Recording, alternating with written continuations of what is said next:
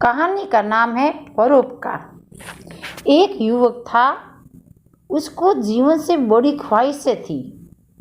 उसे लगता था कि उसे बचपन में वह सब नहीं मिल सका जिसका वह हकदार था। बचपन निकल गया, किशोरावस्था में आया, वहाँ भी उसे बहुत कुछ अधूरा ही लगा। उसे महसूस होता कि उसकी बहुत सारी इच्छाएं पूरी नहीं हो सकी, उसके साथ न्याय नहीं होता। इसी असंतोष की भावना में युवा हो गया। उसे लगता था जब वह अपने पैरों पर खड़ा होगा तो सारी इच्छाएं पूरी करेगा, वह अवस्था भी आएगी। पर उसकी इच्छाएं इतनी थी कि लाख कोशिशों पर भी वह पूरा नहीं कर पा रहा था। वह युवक बेचैन रहने लगा। इसी बीच किसी सत्संगी के संपर्क में आया। उसे वैराग्य हो गया। वह स्वभाव से और कर्म दोनों से संत हो गया। संत होने से उसे किसी चीज की लालसा ही न रही। संत जिस संगति में उसे वैराग्य आया, वह लगातार भगवान की भक्ति में रहने लगते। उनकी इच्छाएं बहुत थोड़ी थी, वह पूरी हो जाती थी। वह योग, साधना और हवन करते थे। इस युवक में भी वह गुण आ गए। अब वह भी संत हो गए। इससे उन्हें मानसिक सुख मिलने लगा और उसमें देवीय गुण भी आने लगे। अब वह भी एक बार वह ईश्वर की लंबी साधना में बैठे। इनकी साधना से एक देवता प्रसन्न हो गए। उन्होंने दर्शन दिए और कोई इच्छित वरदान मांगने को कहा। संत ने कुछ पल सोचा, फिर देवता से बोले कि मुझे कुछ भी नहीं चाहिए। देवता ने प्रश्न किया, जहाँ तक मैं जानता हूँ आपकी ज़्यादातर आकांक्षाएं पूरी न हो सकी हैं। इस पर संत ने कहा, जब मेरे मन में इच्छाएं थी तब तो कुछ मिला ही नहीं, अब कुछ नहीं चाहिए। तो आप सब कुछ देने को तैयार हैं, आप प्रसन्न हैं, यही काफ़ी है, मुझे कुछ नहीं चाहिए। देवता मुस्कुराने लगे। उन्होंने कहा, इच्छा पर विजय प्राप्त करने से ही आप महान हुए हैं। भगवान और आपके बीच की एक ही बाधा थी, आपकी अनंत इच्छाएं। उस बाधा को खत्म कर आप पवित्र हुए। मुझे स्वयं परमात्मा ने भेजा है, इसीलिए आप कुछ न कुछ स्वीकार करके हमारा मान अवश्य रखें। संत ने बहुत सोच विचार कर कहा, मुझे वह शक्ति दीजिए कि यदि मैं किसी बीमार व्यक्ति को स्पर्श कर दूं तो वह भला चंगा हो जाए। किसी सूखे वृक्ष को छू दूं तो उसमें जान आ जाए। देवता ने कहा, आप जैसा चाहते हैं वैसा ही होगा। वरदान देकर देवता चलने लगे।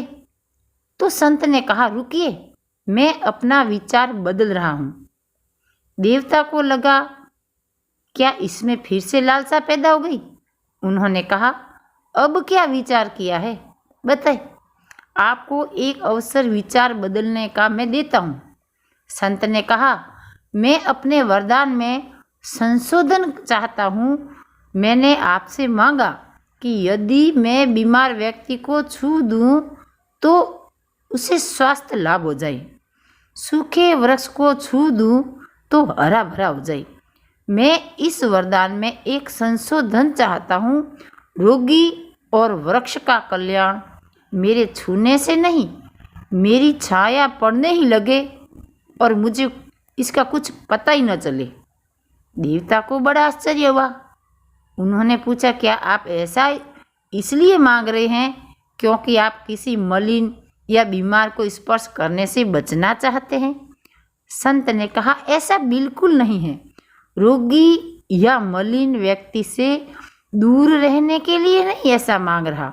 मैं नहीं चाहता कि इस संसार में यह बात फैले कि मेरे स्पर्श करने से लोगों को लाभ होता है।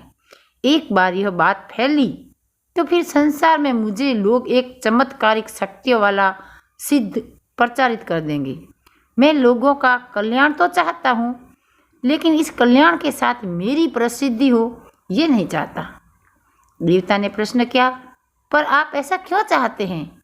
इससे क्या नुकसान हो सकता है? तो संत बोले, शक्ति का एहसास मन को मलिन करके कुचक्रों की रचना शुरू करता है, चाहे वो कोई देवी सिद्धि हो क्यों न हो। यदि प्रचार शुरू हुआ और मेरे मन में श्रेष्ठता का अभिमान होने लगा तो फिर ये वरदान मेरे लिए शाप बन जाएगा। इससे तो अच्छा है कि लोगों का कल्याण चुपचाप हो जाए और मुझे पता ही न चले, न अभिमान की संभावना रहेगी। देवता प्रसन्न हो गए। उन्होंने कहा, परमात्मा ने ऐसे वरदान के लिए सर्वथा योग्य व्यक्ति का चयन किया है। आपकी मनोकामना अवश्य पूरी होगी। जब आप किसी चीज़ के लिए बहुत ज़्यादा इच्छा होती है तब वह वस्तु आसानी से नहीं मिलती। लालसा घटते ही वह सरलता से उपलब्ध होने लगती है। बहुत ज़्यादा इच्छाएं मानसिक अशांति का कारण बनती है। परोपकार का भाव रखना बहुत अच्छा है, लेकिन उस परोपकार के बदले उपकार का भावना रखना लालसा है। लालसा आते ही परोपकार का आपका सामर्थ्य कम होता है। आजमाई हुई बात है, ध्यान से सोचिए, सत्य लगेगा। परमात्मा मनुष्य की तरह से परीक्षा लेते हैं। किसी दिन परमात्मा ने सच में कोई देवी शक्ति देने का मन बना लिया तो इस कथा को याद रखिएगा। परमात्मा उसी को चमत्कारी शक्तियाँ देते हैं जो इसका प्रयोग परमार्थ के लिए करता है। आपको कहानी ये कैसी लगी? लाइक करना, कमेंट करना और सब्सक्राइब जरूर करना।